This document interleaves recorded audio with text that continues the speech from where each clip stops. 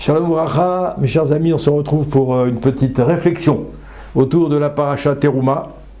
Baruch Hashem, et là je m'appuie sur un commentaire du Rav Aryeh Kaplan, on peut l'appeler comme on veut, une très grande sadique qui nous a quittés relativement jeune, mais qui a laissé des écrits assez époustouflants sur son approche des parachiotes et du Chumash. La paracha Teruma nous enseigne qu'Akadosh Baruch Hu, fait appel à la générosité des Bnei Israël afin qu'ils amènent les 13 composants qui allaient servir à la fabrication du Mishkan, le temple portatif du désert, comme on l'appelle. Alors, il y a des discussions, il y en a qui disent 13 composants, il y en a qui disent 15 composants, selon les écoles de pensée. En tout cas, ce qui est retenu ici, dans les commentaires du Rav Kaplan, il parle de 13 composants dans la fabrication du Mishkan.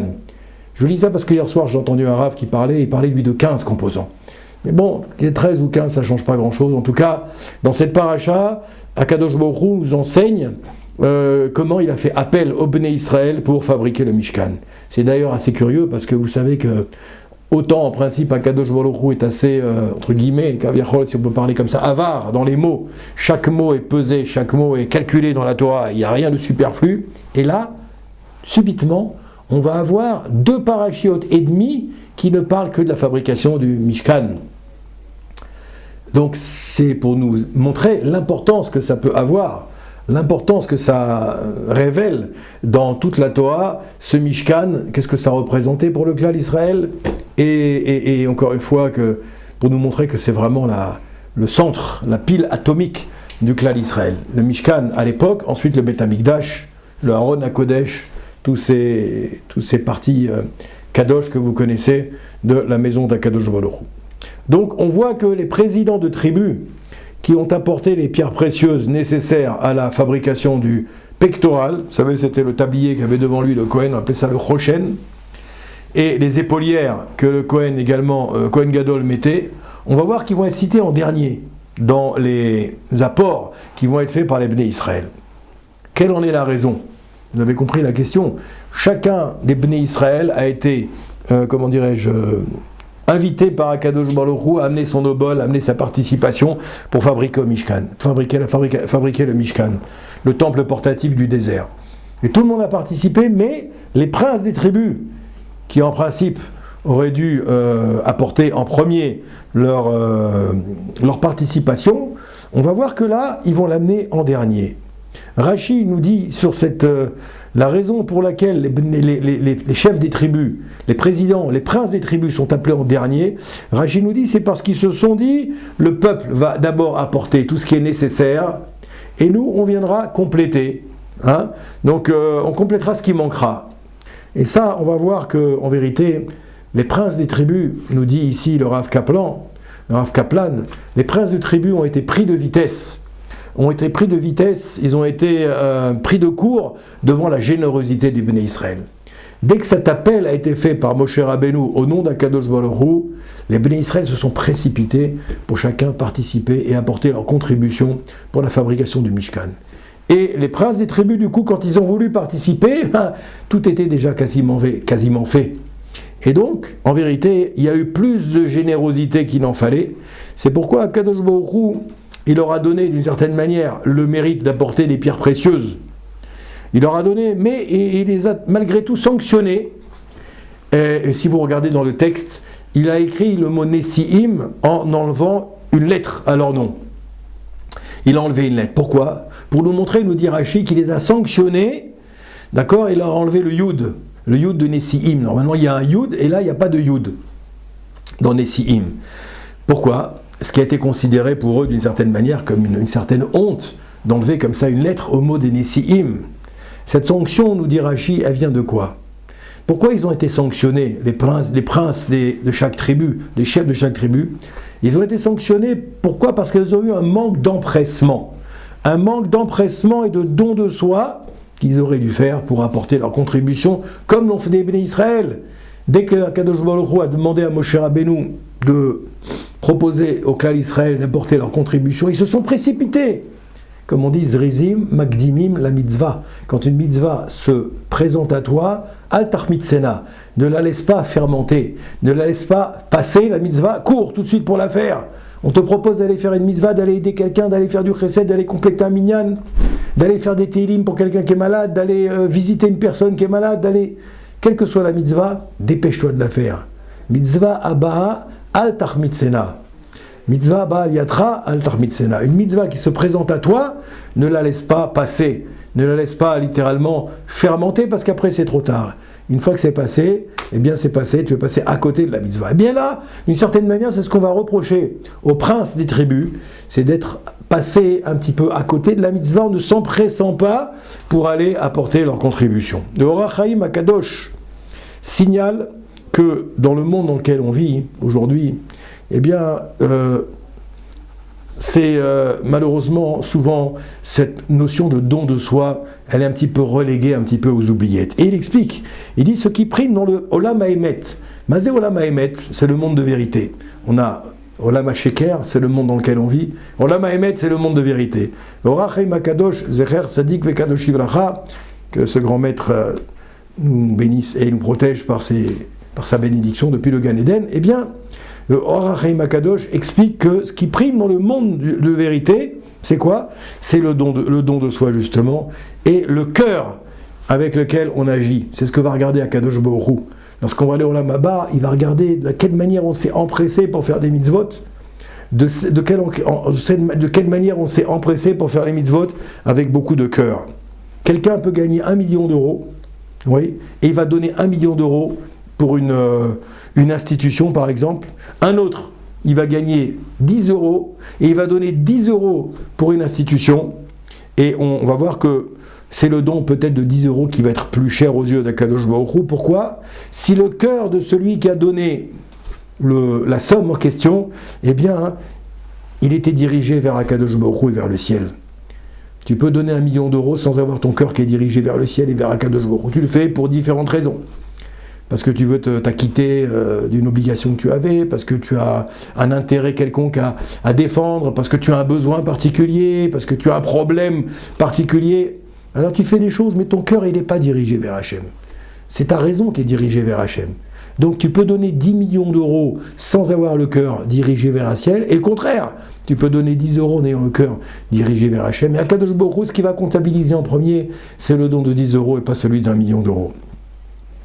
Dans le domaine de la Torah, on peut voir explicitement que les sacrifices du pauvre, du Hani, ils vont réjouir particulièrement Akadosh Baruch Hu, encore plus que celui qui est dans la tranquillité, celui qui est dans le bonheur, celui qui est dans l'aisance, celui qui est dans l'abondance. Pourquoi? Parce que la personne, elle doit se dépasser, elle doit se faire violence pour aller faire ce don, alors que l'autre, il va le faire naturellement, il n'a pas de problème, tout lui est facile, tout lui est facile. Dans notre monde, celui qui est reconnu, celui qui réussit, c'est celui qui a de l'argent. Celui qui a de l'argent, c'est celui-là qui est reconnu. Excusez-moi. Donc on reconnaît celui qui a une position sociale, qui a un rang social, qui a une situation. Ouais. Dans le monde du Emet, Olam HaEmet, dans le monde de la vérité, c'est-à-dire le Olam Haba, on nous dit c'est pas comme ça. Ce qu'on veut voir, au contraire, c'est l'effort que tu vas faire pour arriver à un résultat. L'effort que tu vas faire pour étudier une page de Torah, l'effort que tu vas faire pour lire un Tehillim, l'effort que tu vas faire pour aller à un cours, c'est ça qu'on va retenir, nous disent nos Chachamim. Ça, c'est ce qui se passe dans le Olam HaEmet. Même si d'un autre côté, il peut y avoir un expert qui sait étudier la Torah, qui connaît par cœur tout le Talmud, ou une partie du Talmud, ou du Chumash, ou les textes de la Torah, mais qui les fait de manière facile, sans faire d'effort, comme s'il récitait l'alphabet, eh bien son mérite, bien entendu, sera moins grand que celui qui va faire un effort, qui va déployer les efforts pour arriver à un résultat après beaucoup de travail. Dans ce monde, bien entendu, on raconte plus exactement qu'un jour, il y avait un des sages de la Gemara qui a quitté ce monde, qui est parti dans le Olam Haba, et on lui a dévoilé, nous dit la Gemara, c'est dans la Gemara de Sanhedrin, de Brachot, à la page 20, on nous dit ici qu'on a dévoilé à ce sage ce qu'on pensait des hommes qui vivaient dans ce monde. Et on a dit à ce sage, on lui a dit des choses comme ça, on lui a dit, regarde, c'est marqué Elionim les mata, vetartonim les marla. Eliolim les mata, vetartonim les marla. ceux qui sont sur le devant de la scène ici-bas, dans ce monde-là, eh bien ils sont en bas dans le monde, dans l'Olam Haemet, dans le monde de la vérité, dans le là-bas. Ceux qui sont grands, ceux qui sont forts, ceux qui sont respectés, ceux qu'on honore, dans ce monde-là, dans le monde de la vérité, ils sont tout petits. Et le contraire, ceux qui sont modestes, ceux qui fuient les honneurs, ceux qui font pas de bruit, eh bien ceux-là, ils ont les plus hautes places dans le Olam Haemet, dans le monde de vérité.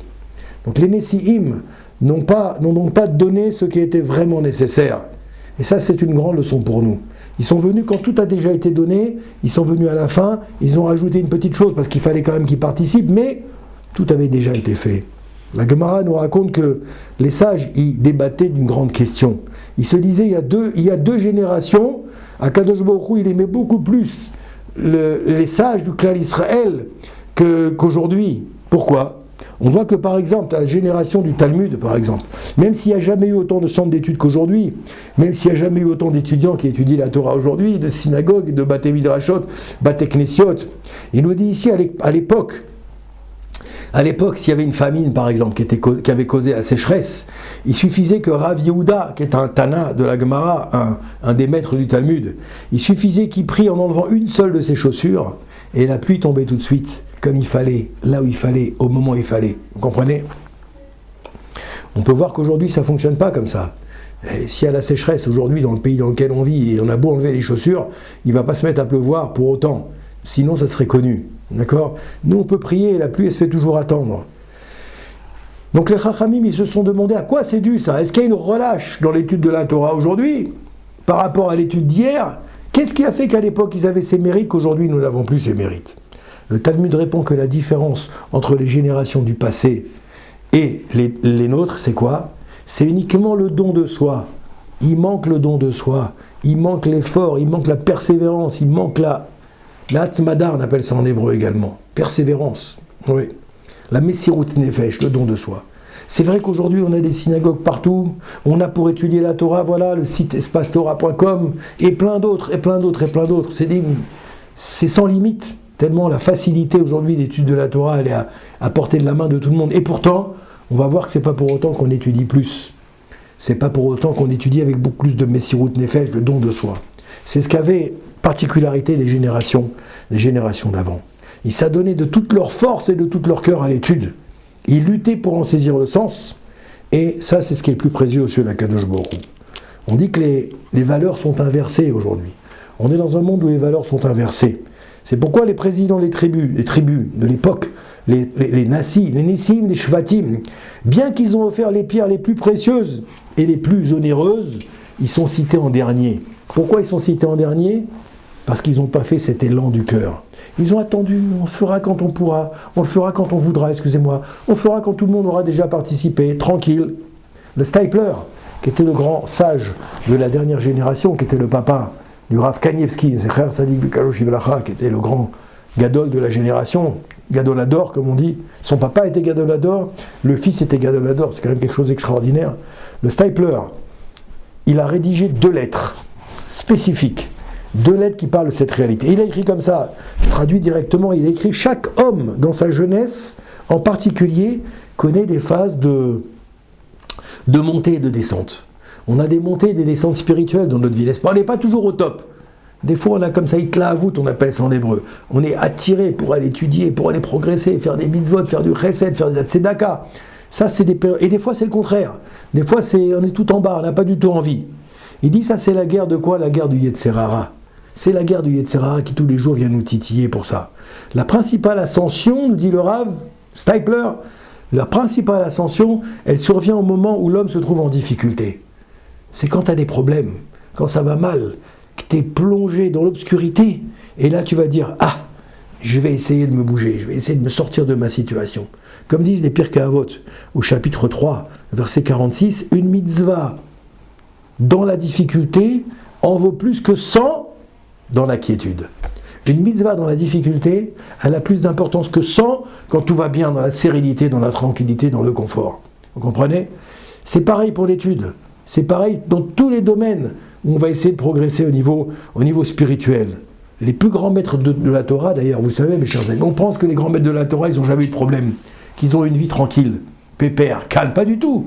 Les plus grands maîtres de la Torah, c'est ceux qui ont eu les plus grandes difficultés, mes chers amis.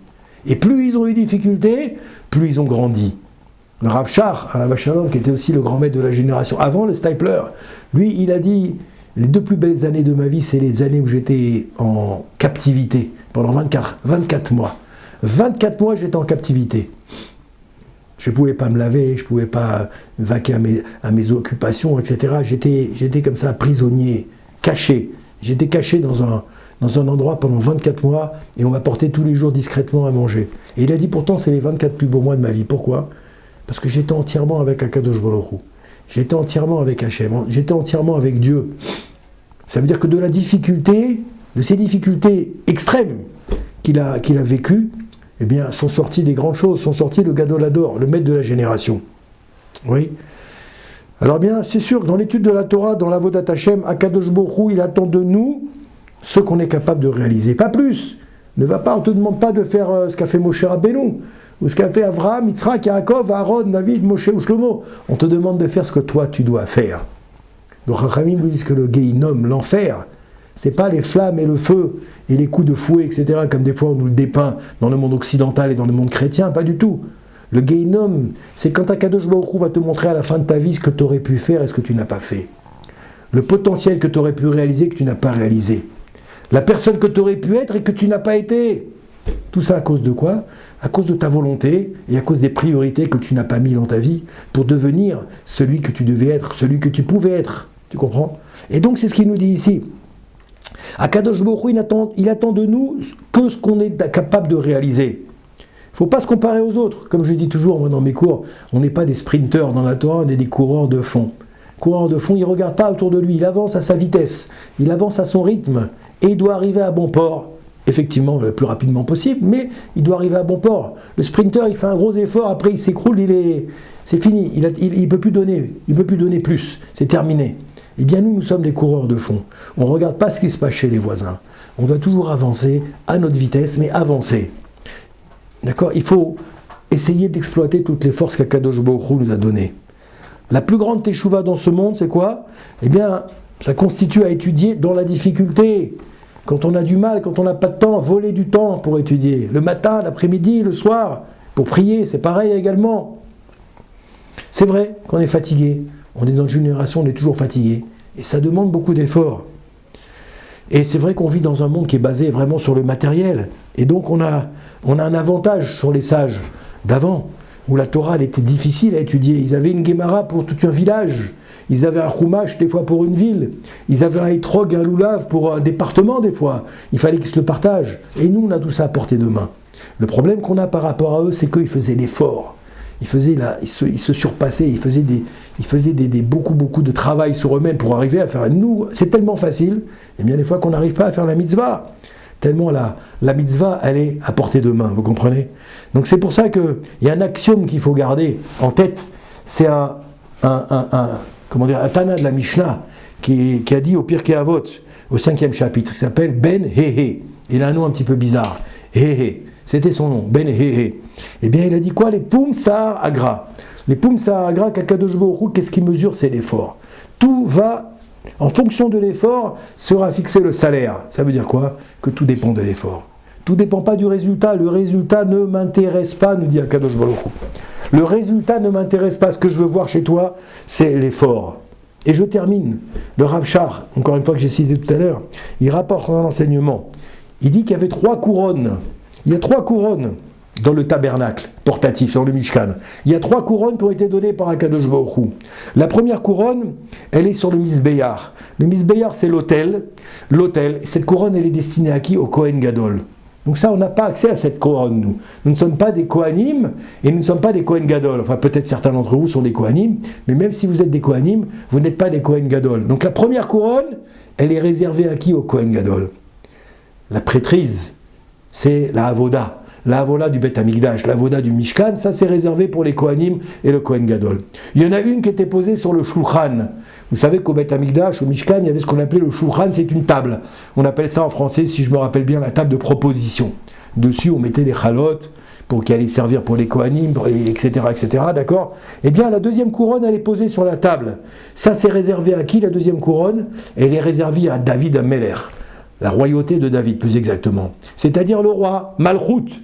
Donc la première, c'est la couronne de la Keuna, la couronne de la prêtrise. La deuxième, c'est la couronne de la Malchut, David. Ça, là, on n'y a pas accès non plus. Seuls y ont accès qui? Les rois d'Israël. Et nous ne sommes pas des rois d'Israël. On est tous des rois, mais pas des rois au sens de la Torah. Et la troisième, elle était posée où? Sur le Haron à Kodesh. Le Haron, c'est la boîte dans laquelle il y avait des restes, des Luchot Abrit, les tables de la loi qui avaient été brisées par Moshe Rabbeinu, n'est-ce pas? Eh bien, il y avait là-bas donc les tables de la loi, les tables des 10 commandements, on va dire comme ça. Eh bien, la troisième couronne, elle est posée sur le Haron. Et l'arche sainte qui contenait la Torah. Et celle-ci, c'est la seule qui était à la disposition de chacun. Elle représente quoi? Elle représente Keter Torah. Keter Keuna, c'est réservé au Kohen. Keter Malchut, c'est réservé au roi. Keter Torah, c'est en libre service pour tout le monde, nous dit les Chachamim. Et quelle est la plus importante? La plus importante des trois, nous dit la Pirkei Avot et nous dit la Torah, c'est Keter Torah. Keter Torah est plus importante que Keter Malchut et que Keter David. Ça veut dire quoi? Que la Gemara, elle pose la question, elle dit peut-être que tu vas dire que la couronne de la Torah, c'est la moins précieuse. Rabbi Yochanan, il dit que non, c'est pas la moins précieuse. Il dit qu'elle surpasse toutes les autres. Yekaraim et Peninim. Ça vient nous enseigner quoi? Qu'il n'y a pas de monopole dans l'étude de la Torah. Celui qui veut la Torah, celui qui veut en faire l'acquisition, alors Baruch Hashem, il peut acquérir la Keter Torah. Une des sommités de notre monde, de notre peuple, c'était le Rav Shar. Il raconte, il dit, il y avait un jeune homme à la yeshiva qui était dépourvu de discernement et d'intelligence. Il n'arrivait pas à retenir la Torah. C'était dur, mais il avait une qualité spéciale, c'était quoi? C'était la volonté. Il avait une volonté phénoménale. Il utilisait toutes ses forces pour tenter de comprendre. Il questionnait tous les élèves un par un, il ne comprenait pas dans la classe. À chaque fois que l'enseignant, le Rav, finissait d'enseigner, il disait j'ai rien compris. Il allait voir les élèves un par un, et les élèves ils en avaient marre. Il dit non, laisse tout tomber. Toi tu comprends rien. Tu as la tête qui est dure. Comme une pierre, ça ne rentre pas. Oublie-nous. On ne peut pas t'expliquer, on n'a pas le temps. Si tu n'as pas compris, tant pis pour toi. Il n'est pas vrai. Alors qu'est-ce qui se passait? Il allait voir le Rav. Les élèves, ils avaient perdu patience. Ils allaient voir le Rav. Et le Rav, il expliquait une fois, 2 fois, 3 fois. Et malheureusement, même le Rav, des fois, il finissait par s'impatienter. Alors qu'il avait pris la décision de s'occuper de lui. Et en vérité, le Rav, il lui a dit, ne demande plus à personne les explications. J'ai senti la volonté que tu avais de comprendre, je vais m'occuper de toi personnellement. Et cet enfant-là, qui avait a priori des dispositions un petit peu compliquées pour étudier la Torah, à force de persévérance, à force de volonté, à force de hatmada et de rigueur, et de discipline, eh bien ça a fini par devenir un très grand Talmid Chacham. Nous dit le Rav Shar ici, c'est devenu un des plus grands maîtres de la génération qui a fini par trancher les halachot, on appelle ça un posek halacha, tellement il avait grandi dans la Torah. Alors on peut dire qu'Akadosh Baruch Hu, qu'est-ce qu'il dit en conclusion mes chers amis? Akadosh Baruch Hu dit n'attends pas la richesse, n'attends pas l'intelligence, n'attends pas la technique. Qu'est-ce qu'il dit Akadosh Baruch Hu? Rachamana liba Ba'e. Akadosh Baruch Hu, il dit, je recherche quoi? Je recherche une seule chose chez l'homme. C'est quoi? La pureté du cœur.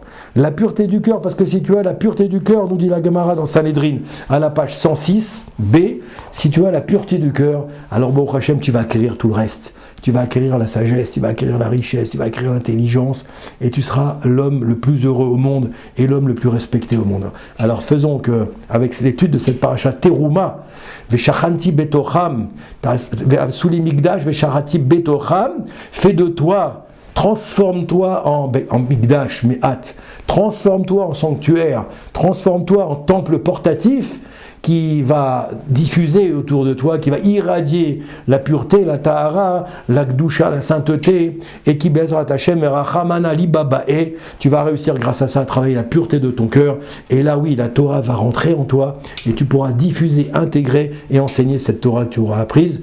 Shabbat shalom à tout le monde.